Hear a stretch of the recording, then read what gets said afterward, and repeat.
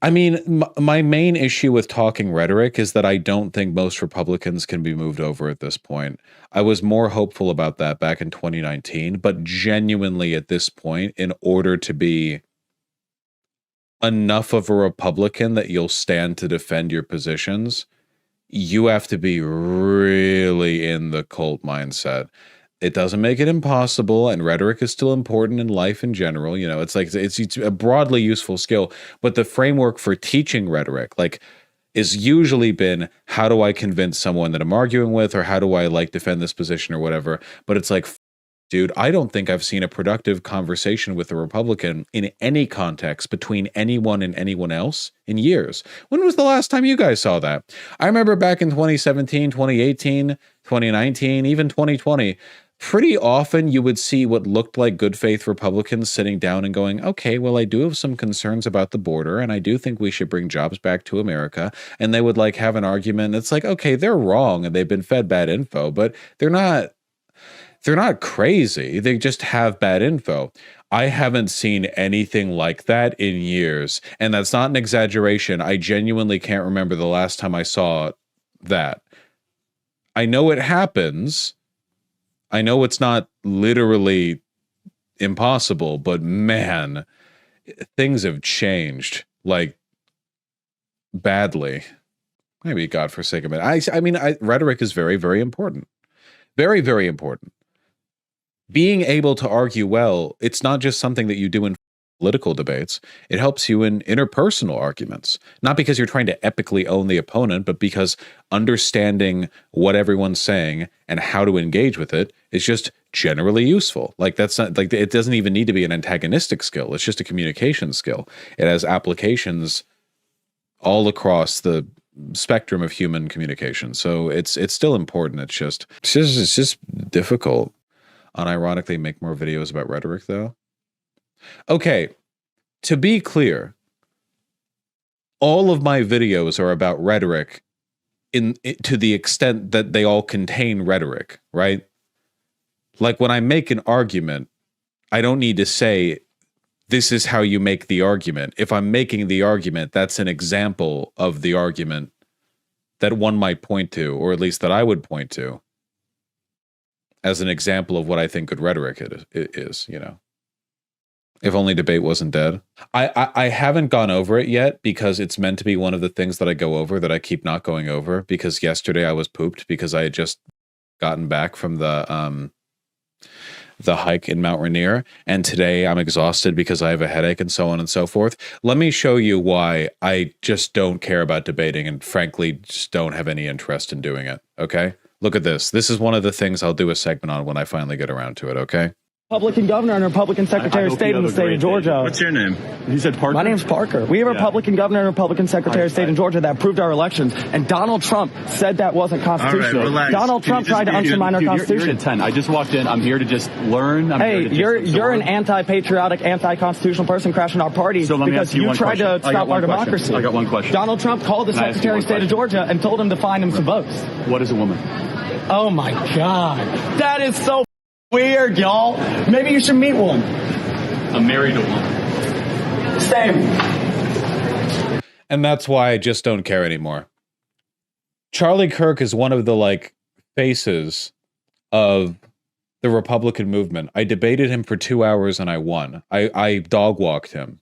He spent 20 minutes being aggro, and when he realized it wouldn't work, the rest of it was me giving, like, an educational lesson to him and Tim Pool's audience. Now he hears 30 seconds of completely correct talking points, and then he blusters back to a thought-terminating cliche that he has no interest in engaging with or answering. If I debated Charlie Kirk now, rather than 2 hours of me dog-walking him, it would be 5 minutes of whatever the subject was meant to be, and then he would say, oh, well, what am I, oh yeah, well, how about this, what's a woman? And then I would have to go, do you actually want to get into that, or was that just your attempt at escaping the topic? And then he'd say, like, oh, well, what is a woman? And then that would be the rest of it. There would be no, like, there is no discussion anymore. Nothing exists, nothing matters. What is a chair? Can you imagine debating someone and then you ask them any question, they're like, what is a chair? What the fuck What is a chair? Go ask Socrates, dipshit. Like, there's no point that no one wants to have a conversation. If Tim invited you back, would you go at this point? No. I've turned down plenty of debate. No, I'm genuinely, my interest in, I don't want to do things I'm not interested in. If the sauce isn't there, what would it be? There's no longer an interest. No matter how good you are at debate, you always need both sides to be invested in doing it.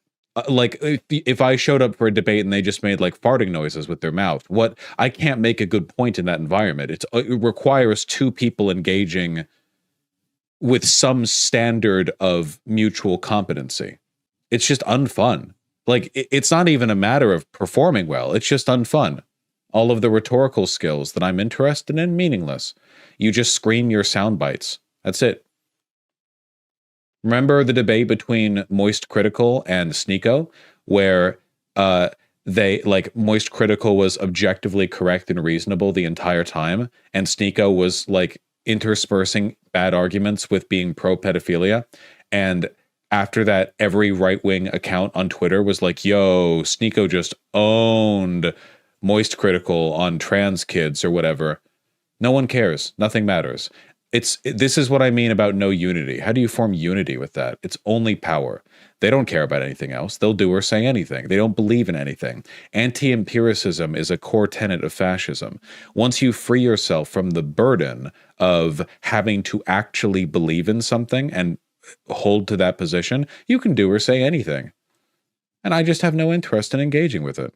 The hippy dippy revival was such a great example of why debate is stupid. Actual Justice Warrior was just stayed up engaging in pedantic trolling with a stupid grin on his face the entire time, to the point where even Destiny was about to leave a few times. The right doesn't believe in truth anymore. There's no point. None of them. There is not a single right-leaning figure out there who would engage in a debate and be embarrassed if they performed poorly. In order for a person to be embarrassed that they performed poorly, there had to be any expectation whatsoever that they were going to participate in a meaningful way. That means not only are the participants, the pundits themselves, disinterested, their audiences are too. Nobody cares. It's all trolling at every level. I mean, when I went on Hippy Dippy, like, I don't know, 8 months ago or whatever, the only time the conversation boomed was when Alex Stein came over to sexually harass people in the call, and then people said he was awful, and then he just smiled and nothing mattered. Nothing matters. None of it matters. Nothing matters. There's no argument for or against. There's no point. You could deliver the best possible point. What, your audience agrees with you? Their audience doesn't. There's no way of moving over anyone because they don't come to that thinking... It's not like the old Sargon days where there are fans of Sargon of Akkad who think that he like has a correct point that other people aren't willing to. It's a different era. I think, I talk conservatives down quite a bit here. I think if anything, I don't talk them down enough. I think that people in my community and broadly still overestimate how much they believe in truth. I think debates against less mainstream figures are pointless, but don't you think more mainstream people with a broad appeal to non-voters have more of a point? I don't know. I don't know what that sentence means. Destiny straight up said when reviewing the conversation I lost by even engaging, hasn't that been like half the debates Destiny has done? Pardon, I'm sure he does a lot of debates and I don't catch them, but I remember he said the same thing after debating Nick Fuentes on Fresh and Fit, where like, as it turns out, you can't actually have a debate when the opposition is just saying shit about Jews, and the hosts of the debate are also just saying shit about Jews, and you're just sitting there like, and you can say anything, true, false, good, bad, it doesn't matter. There's no relationship between what you say and the quality of your speech and what actually happens as a consequence. It's all just edgy blood sports. It's worse than blood sports, because in the blood sports era of debate, at least during that era, if you got a good zinger, that actually meant something. There was actual winning back in the blood sports days. If you f***ed up and you got your ass trashed back in the blood sports days of debate, you could lose reputation for that. Now it doesn't matter. It's all clown shit. There's no it's a complete nihilism. It might as well be like solipsistic. You scream into the void. Why would I participate in this? It's degrading to the human spirit. I mean, debates are good entertainment. Yeah, and people like Aiden Ross are especially entertaining to certain demographics of individuals. I will be entertaining doing things I enjoy doing. That's it. If you think I'm only entertaining when I'm doing a debate, why are you still watching? Right, you've been in a content drought for a while. But also, frankly, I think you have bad taste. I was there for my debates. I know what I'm like. I know what they're like, and I know what I'm like when I'm not debating. I think that I'm pretty entertaining across the board. If you're only there for the debate portion, I agree they were good, but life changes, man. You know? Like that you have to accept that. I thought they were good. Yeah, man, I thought it was great back before I had a lower back injury. That was great. That was a great time of my life. But it's been a long time. I don't think there's anything wrong with enjoying watching debates. At the end of the day, I can only really get invested in stuff that I enjoy doing. And the debate space right now is nihilistic to a point that the thought of engaging with it is genuinely depressing. You know? I hope you all understand where I've never been humbled in a debate. Certainly I've had ones where my opponent had a good point or was a proficient speaker or anything. I've never had a moment where like afterwards I was like, I'm afraid of debating or anything. It's just look at the last like 8 or 9 attempts at a debate. It's just miserable. I don't enjoy it. I don't think you guys enjoy it. I think you just have strong memories of like some key moments in the channel. But we make new key moments every day. I don't want to turn into one of those sad sacks where all you do is reminisce about the good old days, you know, the memories of good. I'm still alive. The channel's actually booming right now, like more than it ever has. I think it would be misguided of me to think of like, oh man, 3 years ago I had a big debate with, you know, such and such. Like, okay, yeah, that was good. I'm good now. I also think that I'm pretty good at news coverage too. You know, I think that I've fallen into a good rhythm with it. I like it. I didn't used to like covering news. I felt like I was just doing the job of an MSNBC host. Now I feel like I do a good job tying it in. So I think, you know, yeah, I think I've gotten better at it. I like it. It's a skill that I value. I want to get better at it. Would it ever be possible for someone like James from Modern Day Debate to present you a debate you'd be interested in? No. No, my disinterest in a debate is unconditional at this point. And trust me, I've turned down debates that you guys might have thought that you'd be interested in seeing, but I know what the debate space is like. You know, go take a look at Charlie versus Moist Critical. Go take a look at any of the debates that Destiny has done recently. I haven't seen them, but the debate space is the same for him as it is for me. It's the same space. Go look at him. Destiny's got problems, but he do be yapping. He knows how to talk. What are his conversations like? Do they look like they're full of mutual engagement? Do you come away from those conversations thinking, wow, that was a good use of his intelligence, his time? My guess is no. Maybe in some of them, but my guess is probably not. Probably not. Have you been invited on Piers Morgan debates? Yeah, like 4 times. Have you seen a Piers Morgan debate? Everyone shouting over each other for like 30 seconds of uninterrupted speaking. Then Piers Morgan like rolls a dice on what position he's going to hold that day to maximize the views that he gets for that particular discussion. And if you're like held in poor favor in the dog pile, then like everyone just talks over you.